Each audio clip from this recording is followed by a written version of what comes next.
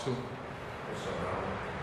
o trabalho de vocês foi feito em cima de teorias, uma análise em cima dessas teorias, e frente a essa análise dessas teorias, fazendo o casamento entre o que vem sendo construído teoricamente e o que essa teoria hoje, como ela vem evoluindo dentro das empresas, para inserir esse tópico de sustentabilidade dentro dessas empresas.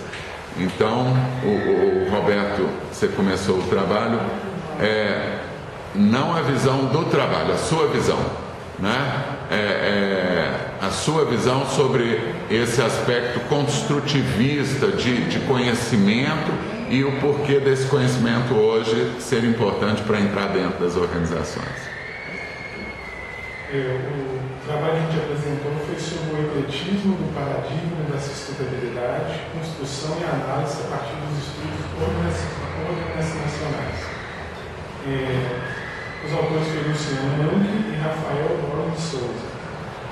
Os autores, eles iniciaram o trabalho já alertando para a gente que numa pesquisa, dependendo da linha que você seguir, você deixa de contemplar algumas coisas dentro dessa pesquisa.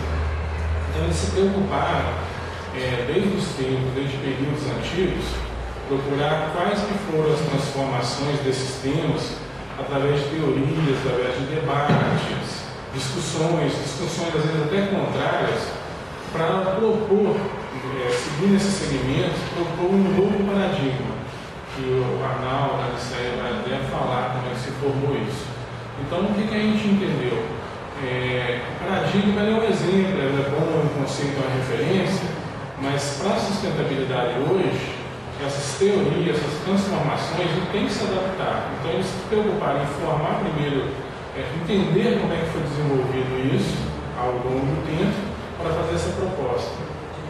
E a gente tem a visão agora como administrador que isso não é assim de repente, é gradual, vai ser gradualmente inserido, mas que ele já faz parte das organizações, seja por parte política do governo, inserir algumas normas, seja para a gente defender até a imagem da empresa, né, de se manter no mercado, olhando aquela esfera também da parte econômica, do social, da parte do meio ambiente.